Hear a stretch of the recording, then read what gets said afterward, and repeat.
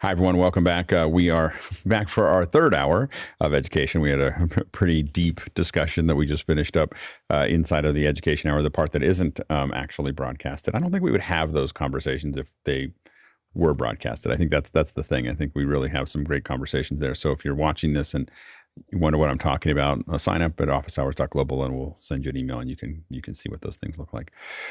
Anyway, today we're going to talk a little bit about Keynote and specifically live video. Live video is new to Keynote, and I think it's revolutionary. I think that what it provides for is pretty exciting. So I'm going to attempt to show you some of it. I have seen a couple getting ready for this talk. I ran into a couple limitations, at least of the computer that I'm using. So I'm going to we'll talk through those as well. But let me show you what I have here. Let me see if I can cut to this here. I just want to make sure. Now you're probably going to see white there, right? No, let's see. Did I hit the wrong thing here? Hold on. I did. There we go. I got two white sources. Anyway, so here I'm in Keynote, and you'll see that I've already added a couple things here, which I'll show in a second. But one of the things, and Brian Anderson, who is here also, he's going to be showing you this actually in use in in something that he put together. But what we're going to do is I'm going to show you basically how it works. So what you have here in Keynote is in media. You have lots of different options here. I've got a couple phones, a couple iPads that are there, but I have live video. And when I hit live video, this is actually a webcam. You can see that it's actually moving around there. And I've got a couple different cameras here. I'm going to add a source just to play with it here. So when I say I want to add this source, we'll call this my ATEM. And I'm going to go in here and say I want this to be the Blackmagic design. And now you can see me. So I'm in this source.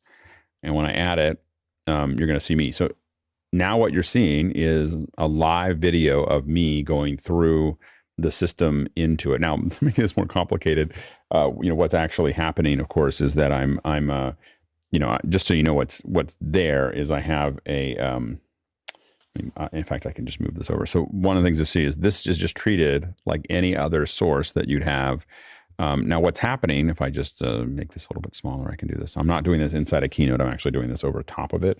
But I have a camera, and then that camera is going into an ATEM, which is then going into a Mac Mini, which has Keynote. Now, the reason you're seeing this here is because the output of this Mac Mini is then going back into another ATEM.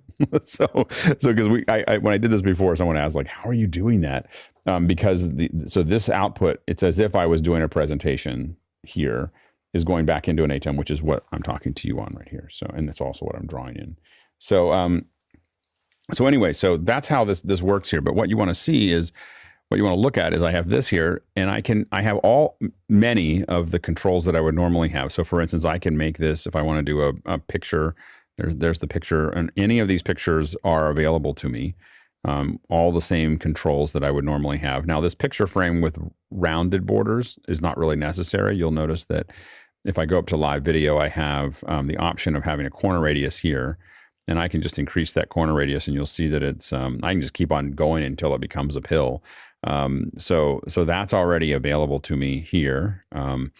I can also change, if I, go in here, I can, right now it's set to 16 by 9, but I could make it square if I wanted to, but I can also make it things like a circle, and so these are different options. And once I do this, I still have the other things that I would have here. So I have lines, so I can do a line here and make it a rough line. I can make that line wider. So these are all things these are basic controls. So you have all the graphics processing that you would normally have with a piece of media, except that piece of media is live. Now, if we go into here, you'll see it load up here. And this one, let's grab this one, and we'll swap this out for. And what's really interesting is when you start to play with some of these things, you have. And again, these are all videos, so you can see this isn't a still. But what I can do is, for instance, if I hit play, you'll see So now this is in the live. This is so I can be presenting. If I go to the next slide, you're going to see now I changed it there. So that's why it's going. But you'll see that this one is actually sliding forward and the other one's sliding down. I changed one of them. So that's why it's a little confused. But all the animations that you would have in slide transitions are still available to you. You can even have, there's the circle with some rocks inside of it.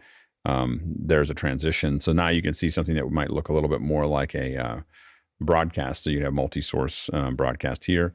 And again, if I wanted to, I can go in here and change. I had two of them in here. Let me see if I can change this here. I'm going to talk about why I'm having to change this here in a second. So there I am here. And if I go in and I hit play again, just from this area here, here's my slide transition. And again, I'm slide transitioning into a live video. And then if I want lower thirds, I can just have them roll in, lower thirds there.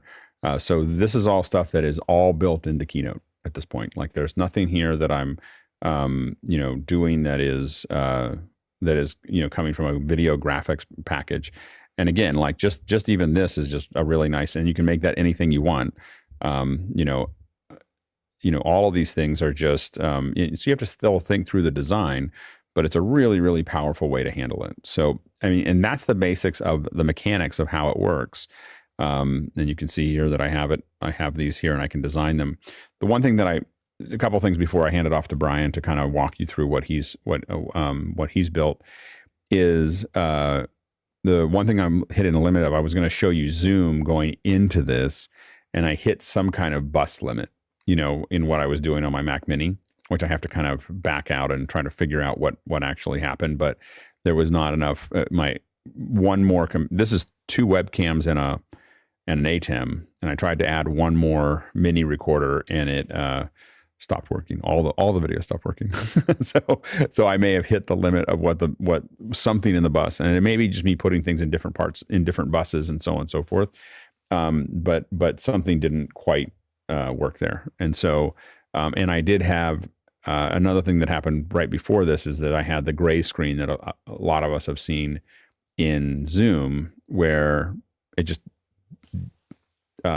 Keynote left with the ATEM for a little while unmanaged, went to a gray screen. I had to restart the switcher.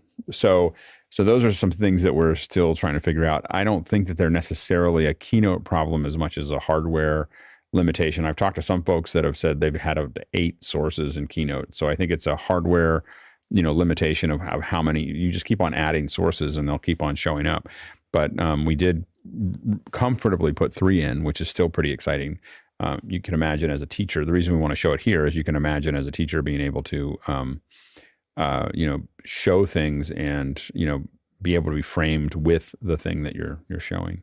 And so anyway, so those, and again, if you have any questions about what we're talking about, a lot of the first part of this is a little bit of a show and tell, and the next part is going to be the kind of answering your question. So if you see things here that brings up a question, what about this? What about this? What about this? We can answer some of those in the second part of this. So I'm going to hand it off to Brian. Brian has been putting some of this stuff together. Go ahead and take it away, Brian. I can't hear you. Better. Much better. Much better. Yeah. Much more better. Much louder. Much louder. So earlier this week, I sent Alex a video and go, here's an example of something I've been doing. And for a couple different reasons, I was like, you have to come show it. Like as soon as I saw it, I was like, oh my gosh. So anyway, so I was like, it's really cool. Well, and I like using Keynote or PowerPoint, whatever you're using.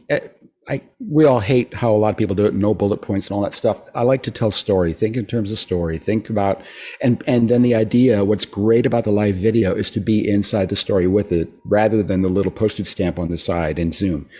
So what I'm going to do is I'm going to tell you the story real quick, just to give you an idea of a finished product and what it can look like when it's all said and done. Not all that. My wife did a bunch of the design. She's the graphic designer in the family. She's smarter than me, but you'll see a lot of stuff, and it's going to incorporate pre-recorded video. I'll be commenting on it in live videos. But just to prove where we are in Keynote, let me get over to the right screen so I can advance my slides. You should be seeing, there we go. There's a lower third. So we're going to go forward and we're going to tell a story. And since we're all kind of living through the cold, dark winter, and we're all really kind of tired of where we are and how cold things are, I thought we could take a trip. And a trip to the Caribbean might be in order. So let's go on a little trip. We're going to jump on the plane, and we're going to one of my favorite places, a little island in the Bahamas called Long Island. It's 80 miles long and at most 4 miles wide, and it's a place my wife and I have gone on a regular basis. So let's take a trip.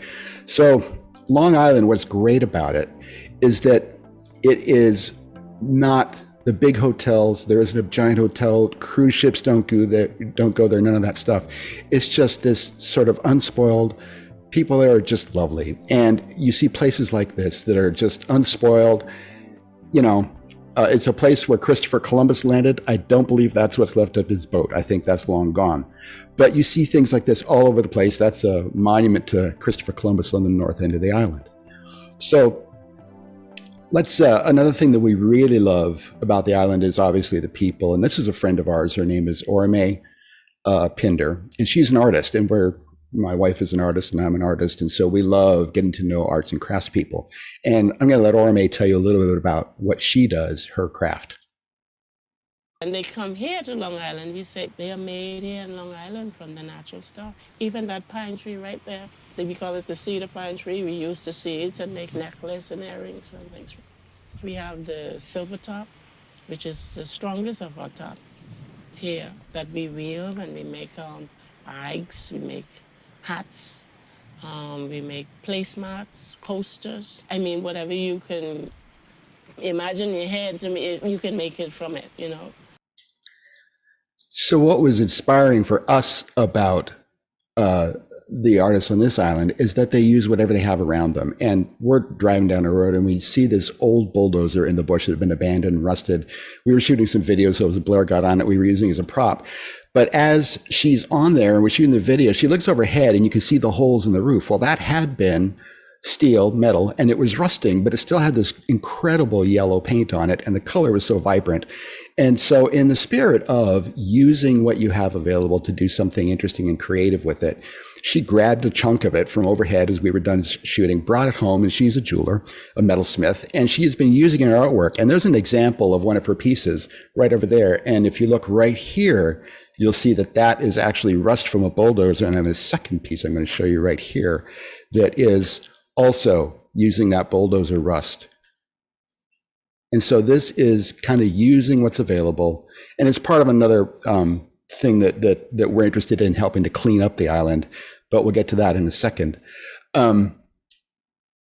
That's Long Island. Of course, if you've been to the Bahamas, chances are if you've been on a cruise ship, you've been in Nassau, and we're going to go there for one more really creative thing that I think is just fantastic. So in Nassau, there is a celebration.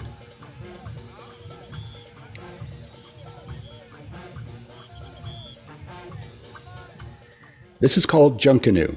Junkanoo happens twice a year. It happens on New Year's Day and Boxing Day, which is really only 5 days apart, but technically it happens twice a year. What's amazing about this is this goes from midnight till I think about 6 a.m, if I remember right. And all those costumes that you see are made out of cardboard and then with feathers and paint and so on. And they do 2 completely different parades with all new costumes on Boxing Day and then 4 or 5 days later on New Year's Day. And something, if you've ever been to the Bahamas, you've probably had Kalik beer. That's probably one of the most popular beers there. And I'd always wonder what the logo was right there, that thing. But if you look, that's what the guys are doing. It's the cowbells. And that's a big part of Junkanoo, is that cowbell sound and the rhythm and the dancing. But the creativity is just amazing. And that's something that we have loved. And so sadly, with the current state of things, we can't go to the place that we love. We haven't been able to be there in a couple of years. We're going to get back there soon. But what's really cool is that, stories continue, whether you're there or you're at home. And of course, our resident storyteller, Sky Gleason, we had a great time. We were able to have lunch with Sky 2 days ago here in Silver Spring, Maryland. So even though we're not traveling, it's still fun to be with friends, new friends from office hours, and learning from each other. And there you go. Amazing. Amazing. Like here's the funny thing is that Brian showed me something completely different and I was like, that's amazing. Like, you got to show that. And then he told me, I think this morning or yesterday, I'm going to show you something different, but it's still uses all the things. This is even more impressive than the first one. Like it's just so the thing to look at there is the fact that there's video, there's animations, there's live video, there's multiple live videos, the overhead with the thing. I mean, you're just pulling out all the stops. And how hard was that to put together, Brian? I mean, I used the one that you saw as a template. So, and just replaced some footage and stuff. I spent, a couple hours on it yesterday. Mm-hmm. What happened this morning is, we're at my wife's studio. The house is a half hour away. And when you saw the video of Orame doing the straw craft, I had samples of straw craft that I was going to show that was going to be under the iPhone camera, and I forgot it at home. So in the matter of the first hour of the Educator's Hour, completely redid a whole chunk of the thing to show jewelry. I wasn't going to show jewelry today, but I was like, how do we tell the story about junk and creativity and being resourceful? So, that was significantly altered just within the last couple of hours. And that's the power. I think not the power, but one of the big powers of this process is that when you build it in Keynote as a presentation, you can keep on changing it up until the last minute. So you're not that would have been very hard if you had to re-edit something instead of just being able to throw in some raw pieces and to make it actually work. And I think that it's and I just think that when you look at the fact that now it's no longer, I've been playing a lot with this, is that it's no longer something that is completely a slide or completely you. And there's apps that are called, that'll do that, but nothing like this. Like when you look at all the animation and all the stuff, and you're taking a very mature app and actually making it work, it's super impressive. That was really good. That was really good. I'm so impressed. All right, and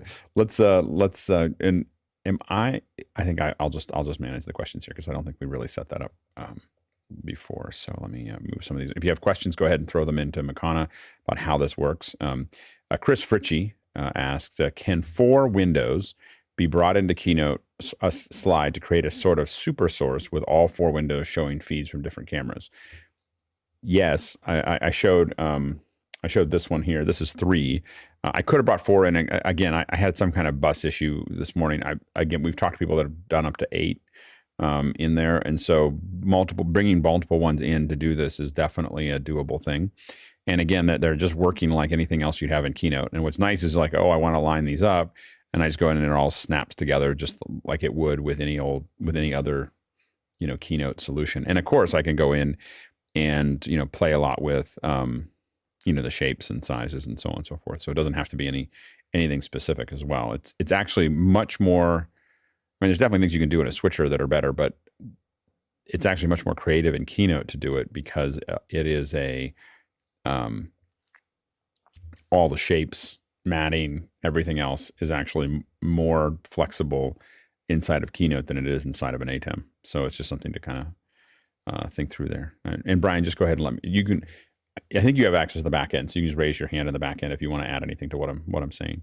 Next question is from Prema Q in Motown. And it says, will the minimum ATEM device work for both points in the Keynote, work with both points in the Keynote workflow? Yeah, absolutely. This is super basic. Well, I'm still in my super source. I'll leave it there for now. Yeah, so I'm using an ATEM Pro, but it could have been the basic one. It's just literally digitizing it in. And the reason I did that was because I was having some challenges with my mini recorder. So I don't even know if it's the mini recorder plus the thing. Like it could be something else that I was having trouble with. So I happen to have an older ATEM Mini Pro, and then I have the Extreme. But you could use the $300 one on both ends of that. And the reason I did that was because I want to be able to do this, right? I want to be able to cut back and forth. That's the advantage of having it. You could theoretically, do this another way, but otherwise I need to have it go in. And there is a problem here that I ran into this morning that I just didn't think about. Like, there's, I'm running it through a splitter, and when I run it through that splitter, I no longer have control over my camera, and so this is like a tricky part, and that would be totally doable if I didn't want to do this. So the problem that I have right now is that my telestrator is taking my second HDMI output from one switcher and pushing it in. And so I am having a little bit of a challenge of I want to control a Blackmagic switcher. Now, if I'm doing it with with the webcams, it wouldn't matter. So you could do that. You could do that with it. But the cool thing about a switcher is I could have a whole bunch of inputs that are all going into that one feed. One thing I will say is that I am going through two different computers. I did try to put two ATEMs in tandem, and that did not, or not in tandem, but two ATEMs parallel into the same computer, and everything gets confused. Like it should work, and it does not. Like it does not like that at all. So that's one thing to kind of keep in mind. Go ahead, Brian. And if I could add, just for perspective, so what I'm using here, I don't have a switcher of any kind. It's a laptop. You're looking at me on the laptop camera, and then the other two cameras, I have a C920 off to the side when I reached off to my left, and then an iPhone sitting right beside me where I held that other piece of jewelry underneath. Yeah, and what you're looking at here is this is my Blackmagic camera. This is a Blackmagic camera, and then this one here is that is a Dell. I was testing these, so they just happen to be laying around. And I will say, from other things I've done, I've learned I try not to use the same webcam. If I'm using 3 different webcams, I won't use the same one because it's just hard to identify them. And things get confused and everything else. And so I always use multiple different webcams when I'm using. And that I've been doing this when I do multi-camera with webcams. I always use different ones. And then this one here is the Kaio Pro from Razer, which I was testing as well, which actually looks good close up. Anyway, so I figured they aren't bad to use there. But so that's multiple webcams. A 6K with a switcher, all kind of getting along together, in the system. So but you can, as Brian said, completely just stack up a bunch of webcams. I will say that I plugged both webcams into I have this little like extra Saatchi thing that goes into my Mac Mini. When I plugged both webcams into that, all video froze. It was just like, no, I can't do that. And so that's the part that I'm trying to kind of figure out. I'm going to have to pull apart and kind of put back together slowly to work it out. I was up at the middle of the night last night, kind of getting this ready to go. And those are some of the things I was like, I can't fix these by tomorrow. David Brady asks, is there a limit to how many live sources can be brought into Keynote? We don't think that there is a limit in Keynote. It is a hardware limit. Again, I'm running into bus errors, with these things. I've talked to somebody who said they've done 8, successfully in. I don't know what computer that was on, but but I think that it's a computer. This gets back into like the OBS / vMix thing that you have to just test it and see what your processor is doing when it's doing all those things. I've been most of the uses that I've been looking at have been 2. So I've been most of the experimentation I'm doing is with 2 cameras, and that's an overhead camera that's close up on something and me, and then everything else is all something else. And so, and I am probably in the next couple of weeks, the next Keynote demo I'm going to do is keying Keynote over top of your video, like your whole presentation floating over in front of you while you're talking. And what I'm working on is being able to do that with live video, which is a whole other problem. So we'll talk more about that as we kind of go down the path. Next question is from Craig Kadoki in Toronto. He says, Keynote on the iPad, my Gen 5 Mini, has live video as well. What is the minimum hardware spec for this feature? And I don't know. I have talked to people who have said that they're using the iPad for this, and I have not tried it. I'm a little embarrassed to say that I haven't tried doing that. So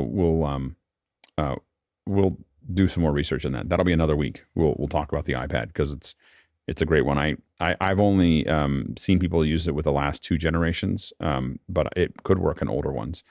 I think you just need the processing power. Next question is from Morgan Price in Victoria, British Columbia, and asks, is there a way for Keynote to skew live video for a semi 3D effect? Brian, have you tried that? I don't know. I don't believe so. It will. It has a 3D engine in it, and let's see here. I think so. If I go into a range or not range, animate, I build an effect. I will tell you that like this will work. So you can. You need to see that screen. Oh, sorry. So sorry about that. So anyway, so I'm selecting my first one here, and if I go in here and I go, I want to. I think there was one here that was like a. Let's try a cube. So you can see that the 3D engine is there. If I hit preview, I'll make it a little longer.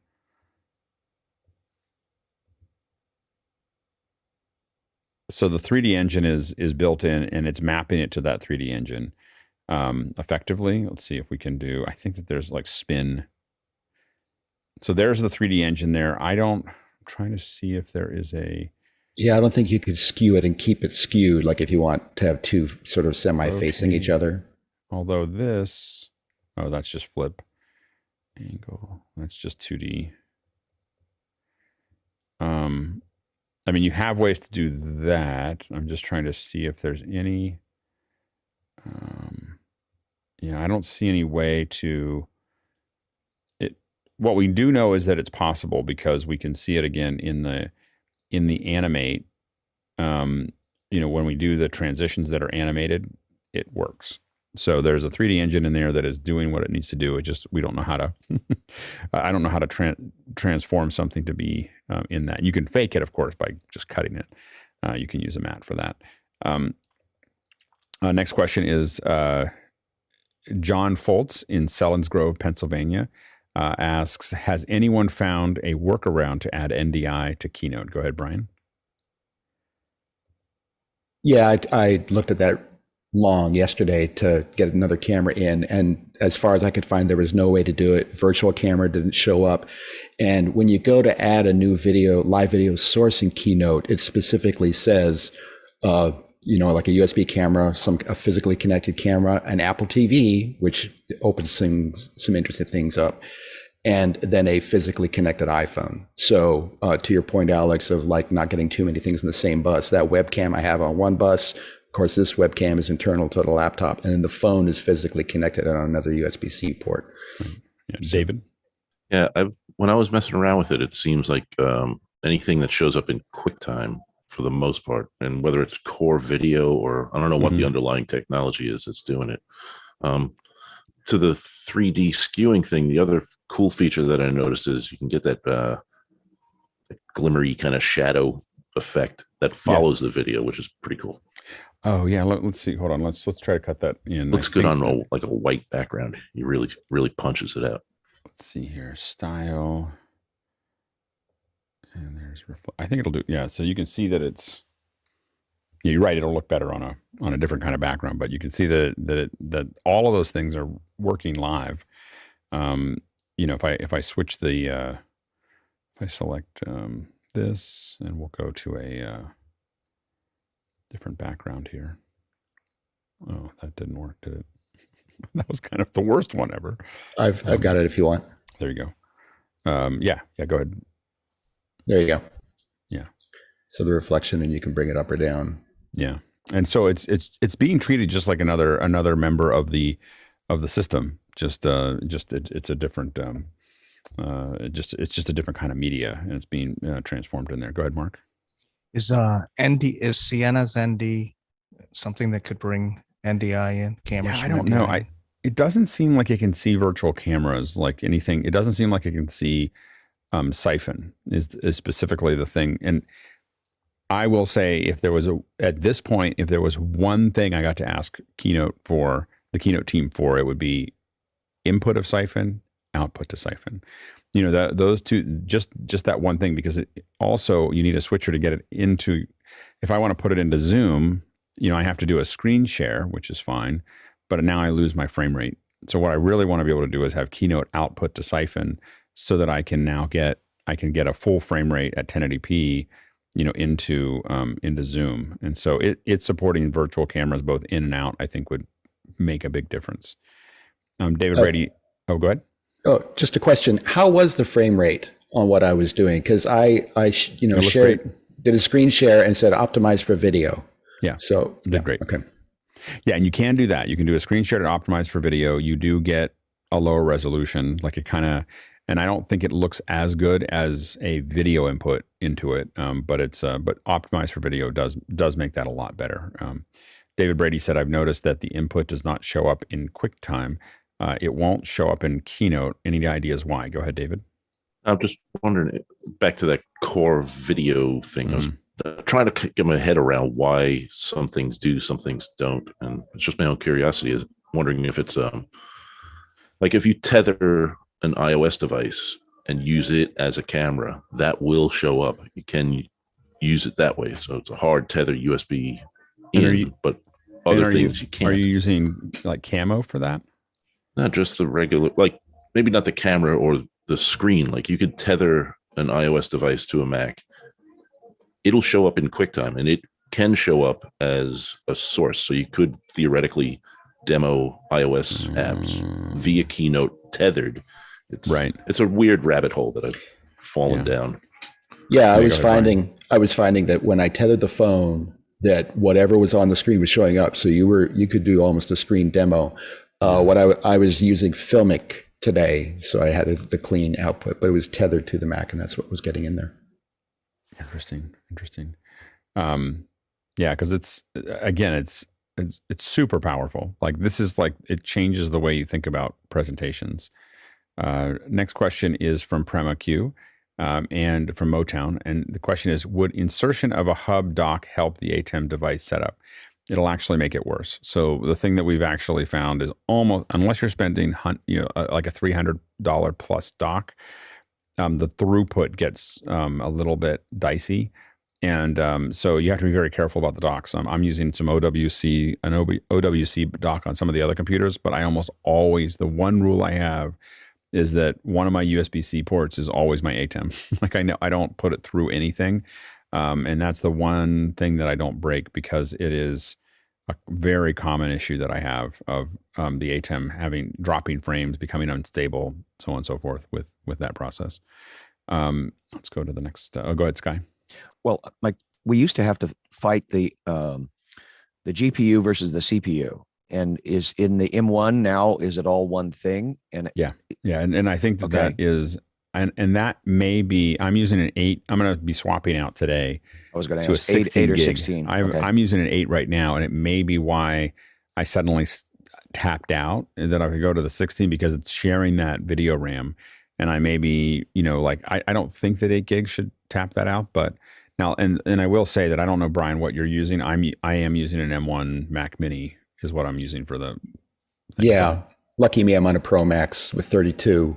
The video that you saw, 32 gigs of RAM, the video you saw earlier was on a Mac Mini with 16.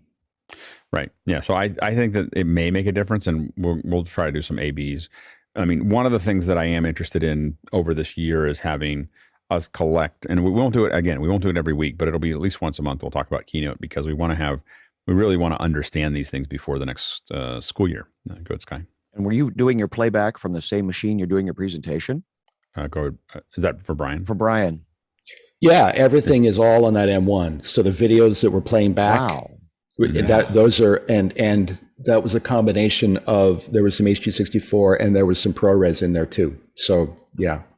Yeah, so those are just videos like you would put in any other presentation, except that his live video is over top of the playback video, but they didn't choke over top of it. But they didn't choke, and they were all playing, and they were all managed. It's wow.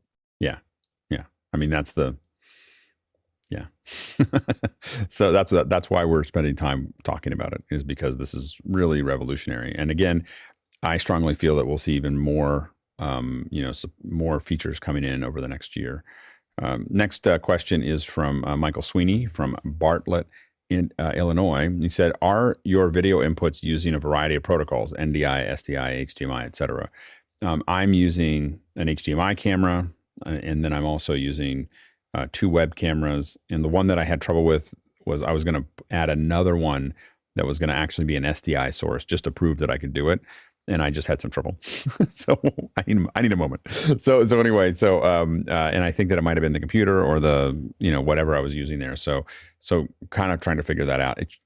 In my head, it works. So there's no reason that the protocols won't work. NDI is the one that I don't I don't know if we can make work yet. I don't know if I can see that. Next question is from Jason Panks, Nashville, Tennessee. And he said, could you record a live keynote presentation with live camera, for example, to pre-record a course lesson? And that is exactly where I'm trying to go. And that's what, Brian, that's what you did. That's what you guys built, right?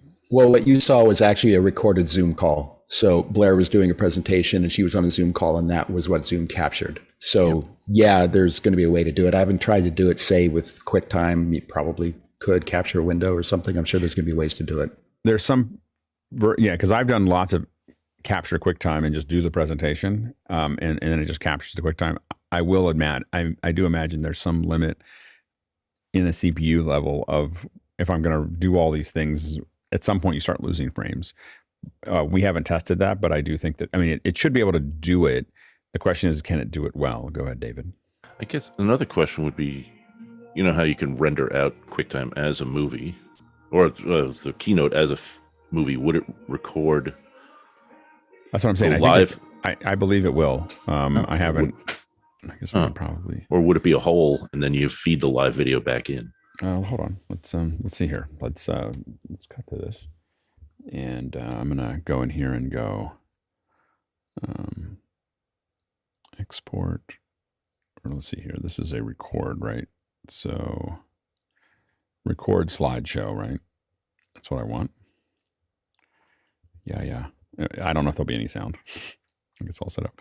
So now it's going here. For some reason, I'm now white. I do not know why.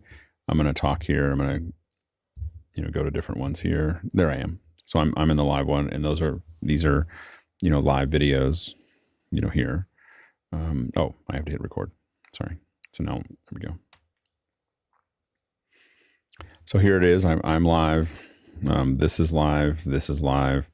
I'm going to go to the next slide, and we'll do that. I'm going to go to the next slide here. We'll do that. I'm going to slide over this way, and we'll do that. And for some reason, I broke that slide. I don't know exactly how. And then I'm going to hit the record. I'm going to play it back. There I am. So that I'm playing the video back now. So the answer is yes.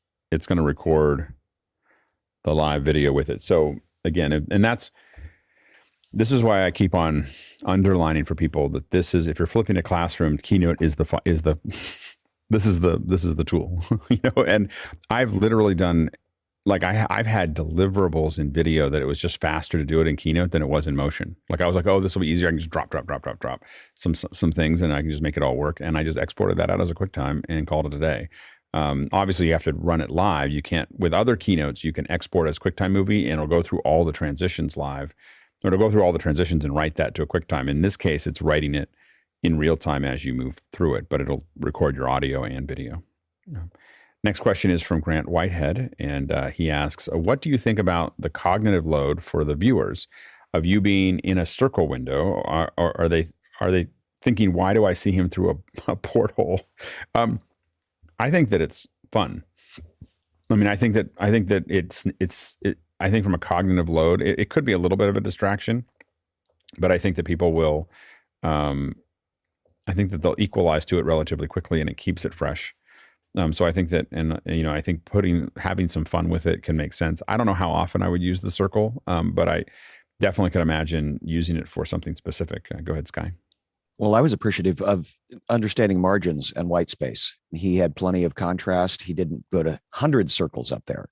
Right. It was very strategic. And also he allowed himself to be in the circle where he put the subject matter in squares. So I don't know if that was strategic to the basic shapes, the circle, square, triangle, but it was very limited in his use of the tool. Yep. Go ahead, Brian. Yeah. So it was interesting when we did this the first time a couple weeks ago, and this was a Zoom call. So my wife Blair was sharing her screen, and then of course in Zoom, if you were in the recording had a little postage stamp of her off to the side. So that was a little odd, I'll admit. I think people really enjoyed it, and they went, "Wow, it looks so great!" And people's eyes went to the Blair in the slide rather than the Blair beside the slide. and the little postage stamp. It was just far more engaging, and it let her refer to the work. The one thing that is hard, I will say, is that the image as I am presenting is not reversed. So you know how when you are on Zoom and you feel like you're in a mirror, this is not. So that it shows you the way it is. It's WYSIWYG. Right. So that takes a little bit of getting used to if you're using it as a way to present yourself live and you want to point at something, but it's over there instead of over there. Right. No, absolutely. Next question is from Donovan Snyder in Long Island, New York. It said, can an iPad screen be used as a source for an example, writing out notes or showing a website, and how? And I think, David, you were talking about, or I think you were talking about that, or Brian, I think you were talking about as well, that if you plug an iOS device in, it should show up as a source. Yes, I was trying to do one. That's why I was getting distracted before. Yeah, exactly. I was going to try to see. The funny thing is, I don't know if I have the right. I don't know how I don't have one, but I don't know if I have the right tools to do that at the moment. Yeah. So, hold on. I think I can do it. Let's see here. Yeah, because my younger brother's a teacher, and he teaches a lot of stuff on iOS platform, but through Google. And I showed him that trick to get the iOS thing as a camera source. Yeah, I'm trying to see if I can. I wasn't prepared for this. Yeah, exactly. It's like, this is too much. Let's see. I'm just. I'm going to cut to this just to see if it shows up. All I did is plug in my. I'm going to add a source. I'm going to say phone, and I am going to. I don't see it. It says add a camera or a device. So something isn't. Oh, because it's asking me if I want to trust the computer. Hold on. Okay, now here, I'll cancel that because it may not have been in the add this. No. Anyway, so we'll have to play with that a little bit, but we'll play with iOS devices. That'll be another thing that we work on. Well, and sending it to an Apple TV as an input would be really interesting too. Yeah. And as a note, I use the Apple TV as an input into my switcher. So what I do is I use that as a wireless camera. So to make it, what I do is I do a AirPlay from a phone to my Apple TV. My Apple TV goes as an HDMI into my switcher. And now what I have is I can just sit there and move it around. But I guess if you can see the Apple TV, you could theoretically AirPlay to the Apple TV and then display the Apple TV to the. Right. I was trying to add an Apple TV to. Right. It prompts for the 4-digit code to allow it in, but that's in the other room, and I didn't want to step off cam. Right. Yeah. So, next question is from Prema, and the question is: can the iPad be used for screen share Keynote to Zoom? And I think it. Oh, yeah, that's the problem. Yeah, we haven't figured out how to do that without. You can do screen share. Yeah. So what you want to do, this is the key to that. Sorry, it took me a second to figure that out. What you have here is play to window. That's the key to the operation. So you play to window, and when you play to window, you can now select that window as an option rather than a screen share to Zoom, and that's going to allow you to. That's going to send it, and then again, the key is in that sense is to, the key there is to set Zoom's screen capture setting to optimize for video so that you get good frame rate. In that frame rate we saw Brian do, it looked pretty good. Next question is from Tony Mobley. He said, "What is Brian using for his presence here today? Is that Unreal Engine?" I think that's Real Engine. It's Real Engine. It's all Keynote. Oh, and this, yeah, it's just what I wake up with in the morning. That's it. And and it's a really cool. I think the thing is the studio behind you looks so cool that I think that Tony just had a hard time believing that was what you have there. But it looks really, really good. This is the brand new studio, right?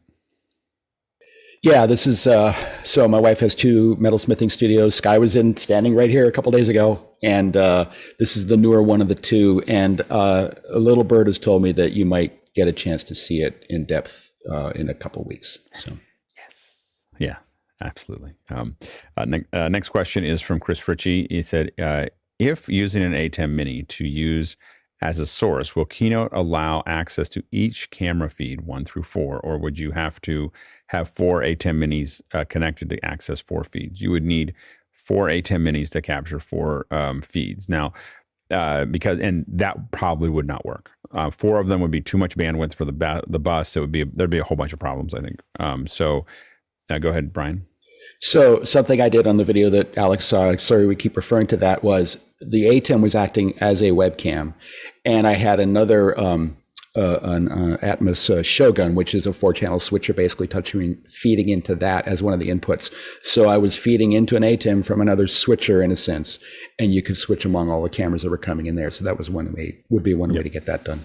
Yeah, absolutely. And so you can switch them, but yeah, you can't show them each separately. Now, one thing that is on our list to test is to use a Blackmagic Duo card that we can set, or Blackmagic capture card. Duo card will take 4 inputs. And I think that what you can do is those 4 inputs on that Blackmagic card connected to the Mac Mini would give me 4 independent feeds that I can have access to. Just input 1, 2, 3, 4 in the inside of it. But that'd be SDI, an SDI solution. And if you had a card that will handle multiple HDMI inputs, I bet you that will show up. I don't know that for sure. Only works in my head so far. So, but we'll keep on working on that. Next question is from Robert Soji in Los Angeles. Could your guest show a few of the steps in building his Keynote demo? So, Brian, are you able to just kind of open that up and just show us a little bit of how that works? Yeah, just share desktop. That's this guy. Get rid of that. Get rid of Discord. All right, you seeing that? Yes. Okay, so I'll just kind of fly through it real quick. So I started with an opening screen. There's the lower third. The key to making this stuff interesting is really getting to know the animation tab, and the secret sauce is this build order deal. Yeah, build order is the key to the operation. Build order is the whole thing. So if this lower third, let me play it once so you can see the animation. Where's the preview? I'll just go live for a second here. See a little, it kind of pulses up after it gets in, and then when I hit the space bar, out it goes. So to show you how that one is built, go back to build order. So first that little blue shape comes in, and then a little white shape comes in, and they're just a fade and a move. And the with, build, and after click, this is the key to the business down there. So, but that's coming in after the slide comes in. The white guy does it at the same time with a slight delay. Then my name came in, then the Silver Spring came in, and notice I'm doing some delays down here to kind of give it, the feel. And that I fiddled with that a lot to make it look the way I wanted. But once I had that was done. This little scale where you saw the name kind of grow a little bit after it came in so you have build in, and then you have an action. So once the thing is in, you can say, and do another thing. And that other thing was just this little slight scale. Did it also on the Silver Spring Maryland at the bottom. And then once I hit the space bar, notice on click down here, hit on click, and stuff starts going away. And the first thing that goes out is my name, I guess, and then Silver Spring, and then the shapes go out, and use different moves for that. So for instance, the name going out is using by character. And so you saw this little things kind of moved out by character, and I changed it, didn't I? I went by object. So little things like that. Back to here, that's just another slide. This is just another slide. Again, once I'd built that lower third once, then you copy and paste, and it brings all those animation parameters over with it. So it's just get it right once and you're good. A little trick that I've learned in doing this. So on this screen where eventually we saw this video playing, the video is there in the background. It's set to an opacity of nothing, somewhere right here. So the opacity is down all the way. And when I transition to the next slide, I do an action or actually it's here, but to bring it up. But the little trick, and actually it made more sense. Oh, right here. So you see there's this little speaker. There was a little bit of music in the background as I was talking, and that lands here. And a little trick that I learned, and this is great, is the first slide I show that on, which is here. Notice I have the volume set kind of that it's just right over the O and audio. If you set either an audio file or a video file and you say play across slides right here, it'll keep going as you move from slide to slide. So that audio file started here. When I went to the next slide, it's still playing the same thing. It doesn't start over. But what's really cool is that you can set a lower volume. So as I went from slide to slide, the audio faded down ever so slightly. So it's a way to kind of do a mix if you want, as you go from slide to slide. Just change the volume on it, and you have to make sure it's starting in the same place. The other little trick is, if we look right here at the ORMA video, if you go to movie, notice I've set an in point. Essentially, I've trimmed it so you're not seeing the whole video. That one, this one didn't carry across multiple slides, but if it did, you want to make sure that every iteration of that video on slide 2, 3, and 4 after it has that same time code set, or the video will restart. But you can do the same thing here, where you can have the audio low on the first slide or high on the first slide, and if you want to mix it down, just move it lower on the next slide, do an advance. And the duration of the slide transition here, it's 1 second. I think, it's on the Junkanoo video. If you set that longer, you get a longer fade of the audio. So little tricks like that. And it's, I do video, we all do video. I know how I would do it if I was working in Premiere or in Resolve.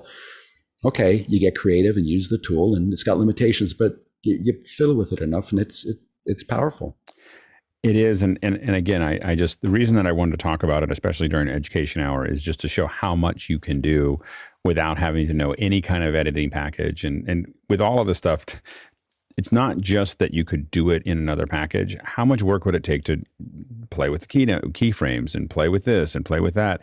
You're digging into this, where this is like you throw it in, you hit preview. Oh, I don't like it. I move it a little bit. I hit preview. There's definitely limitations. As someone who does keyframing, I really want tons of keyframing, and I wanted to have the control.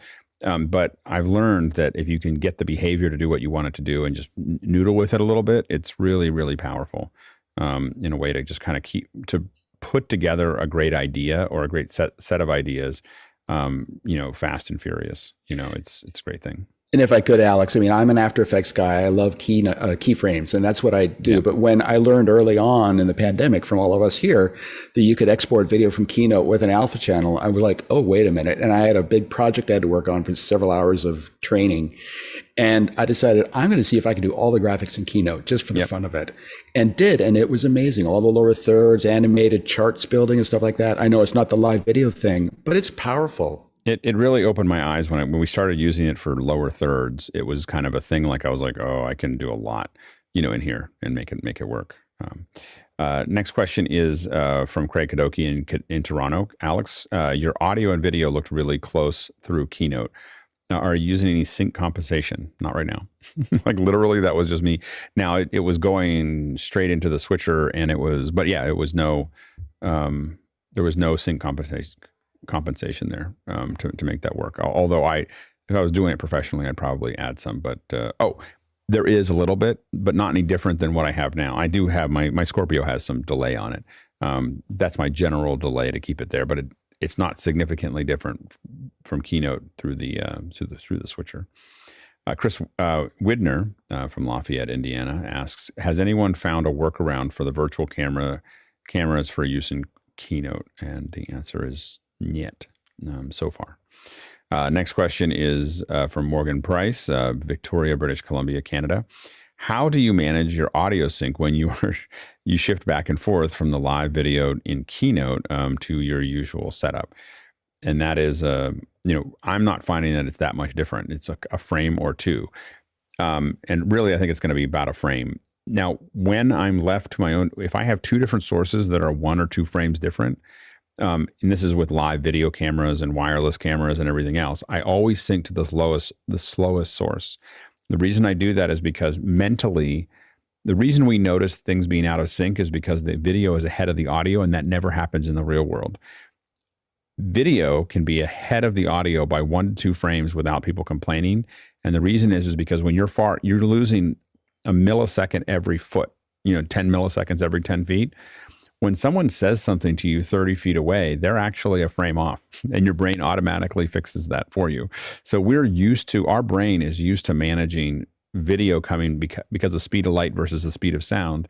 Our brain is very used to, I will see something before I hear it. It's not used to, I will hear it before I see it. That usually means you've been poisoned. For a million years, that meant that there's something very wrong. And so your brain doesn't like that. But it doesn't mind it being a little ahead. Next question is Tony from Tony Mobley. Can you bring a Raspberry Pi as a video source? I think you'd have to bring it into an ATEM. I mean, you could do a Raspberry Pi, but it would have to go through an ATEM or a CAM link or something that's going to digitize the HDMI output of the Raspberry Pi. But those can be as little as like little $30 devices attached to your computer. Next question is from Chris Widner.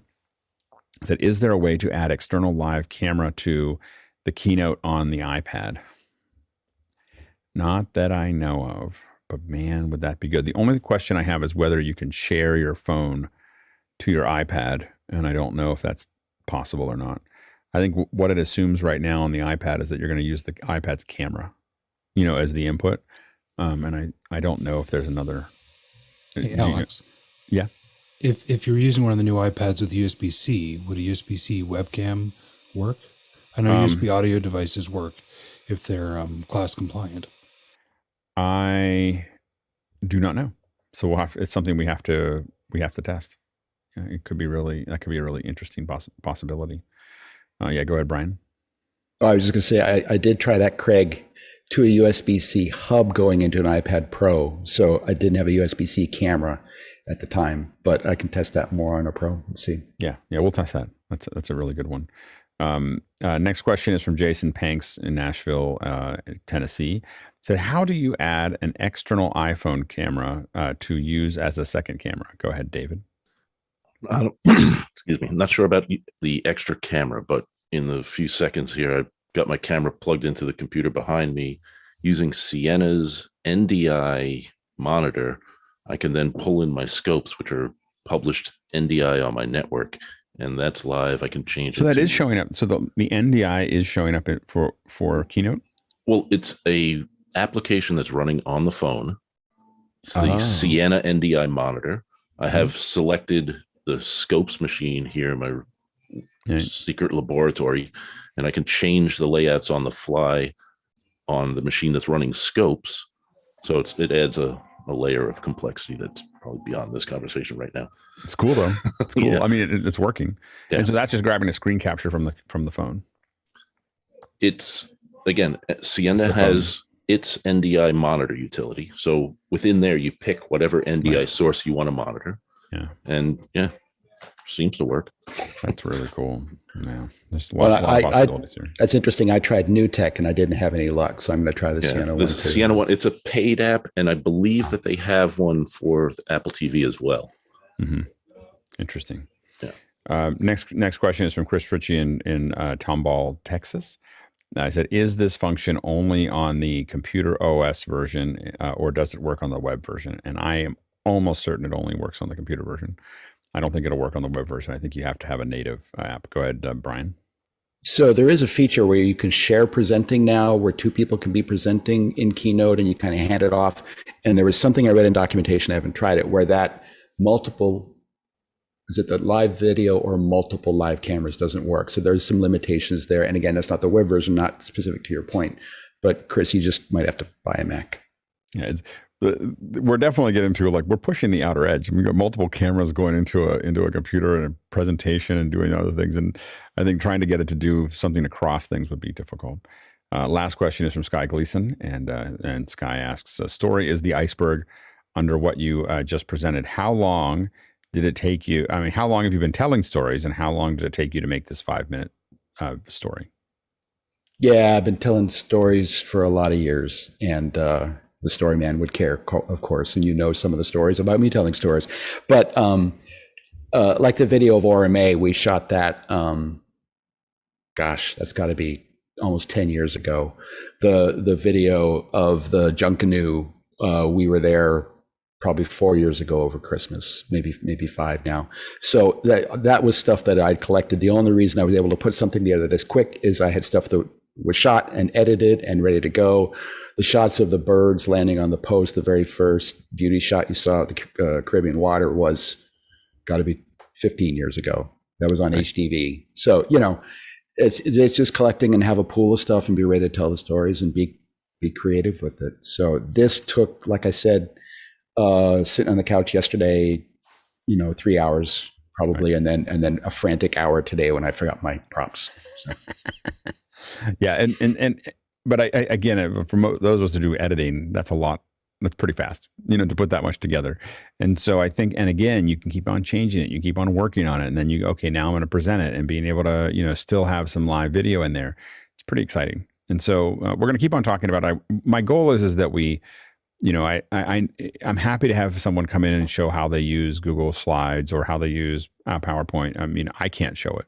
So the reason that we're doing this is because there's a bunch of us that know Keynote. And so we're going to keep showing Keynote. But if you're watching and you go, well, I could do all of that in PowerPoint, then show us. Like, I'm happy to give you an hour to show it, and I'll ask questions and stuff like that, because I want to serve everybody. I just don't have any skills in the other ones. So go ahead, Brian. I'll just say I had to spend several hours working on a PowerPoint presentation for my day job, for the boss, and they were using it. And the thing is and it was this wall of bullet points, just made me insane, but that's what they wanted. And I managed to sneak in a couple of, PowerPoint has the equivalent of Magic Move now. And so snuck a couple of things in with logos moving. But one, learn the tool. Whether it's PowerPoint or Keynote, really learn the tool. Learn how to do those animations on a slide, and those little transitions that add a little bit of something. And then think cinematically. Think in terms of story, as Sky would say. Don't bore me to death, please. So keep it. We all know this. We're media people, but don't use the tool. Use the tool like you would if you were cutting a video in Final Cut or Premiere. In many Fortune 5, Fortune 10 companies, or many Fortune 100 companies, it's a deck. Like, a deck sells the idea, and it is, the deck is everything, and people spend a lot of time on the deck. It is worth really knowing it. I think Keynote is bluntly the best one of the bunch. I think PowerPoint has gotten a lot better. I think that Google is really good at building a slide deck that you can make hyperlinks and do all kinds of things that, if someone's experiencing it on their own, I think that Slides does really well. I don't think it's very competitive when it comes to presenting. It does in an old-fashioned way of, I'm going to show you a bunch of images. But what really happens with PowerPoint, and then at another level with Keynote, is that you can really flush that out into where it feels. I mean, you saw what Brian did. It feels like a show. Like, it's an interactive show that he has control over the flow of, and he can stop and answer questions, and he can keep on doing those things. And the thing is that it is, like, I had to compete for $1 million grant. This is, 10 or 12 years ago. And the person in front of me had a lot of degrees that I was competing with, had a lot of degrees. I don't have any. They had a lot of research data. I didn't have any. They had a lot of text. I didn't have any of that either. Like, literally, I don't think I showed one, maybe I showed like 10 words across 30 slides in the whole thing. And I just went boom, boom, boom, boom, just showing all these things. And this is what we could do. And then things animate across, and then they all move in, and I can tell you, like, I got the grant. Like, so the thing is that, so you, when you underestimate the power of these tools, you underestimate, what you can do.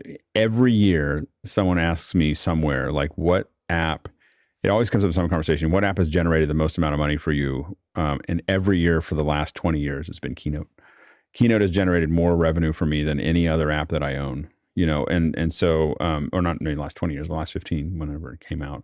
But, like, literally that is, since I started using it, it generates more revenue than anything else. And so it's worth knowing how to use it. If you have a Mac, if you have a PC, you can do a lot of good things with PowerPoint. And if you have a Chromebook, you can figure things out with slides. But if you have a Mac, you should be using Keynote, and you should be a ninja at it. Like, because it is It's so easy to illustrate how things are going to work. I'm building a Keynote deck this weekend for something that it's a big deal. Like, it's a big program, and it's just great. I was like, oh, I'll build a deck and show you how we're going to do all this, and show you all and it doesn't even have a ton of animations. It just has a bunch of pictures, and this is how it's going to go, and this is the signal flow, and this is how we're going to connect this country to this country to this country, and this is what the kind of tools that we're going to use, and this is where it's going to all hub, and everyone's going to walk away knowing how it works, and it's just really important to get good at. This is the tool to get good at. Like, if you're going to it's going to be one tool in your thing, this is the one to learn. So anyway, thank you to our producers for all the great questions. I wasn't sure how many questions I would get. I was like, I don't know if people will be that interested. Maybe this will be boring for people, but evidently not. So thank you so much for the great questions and a great conversation before. If you're watching this on YouTube and you don't know about our education hour, wow. Just some incredible people having deep conversations about education, both, all the issues, and it's some tech, it's some emotional, it's some all kinds of other stuff. It's really worth checking out. But I don't think we could get it if we put it on, you want us to put it on YouTube. It won't be the same. Like, we can't do it there. So you have to jump in. Thanks, Brian. Thank you so much for putting that together. Amazing. It's because we haven't seen enough of you, Brian. That's all I'm saying. I know you've been busy. You've been building this gorgeous space, but hopefully you'll jump on more often, because it's and just stunning deck. So thank you so much. And anyway, thanks to our panelists. Really appreciate you contributing back to everyone. The after hours is great. Office hours is the engine that makes after hours great. So, we can't, after hours won't exist if office hours doesn't exist. So it's so important for our panelists. It makes such a huge difference for you to be here. So thank you so much for your contribution. And now we're going to jump into the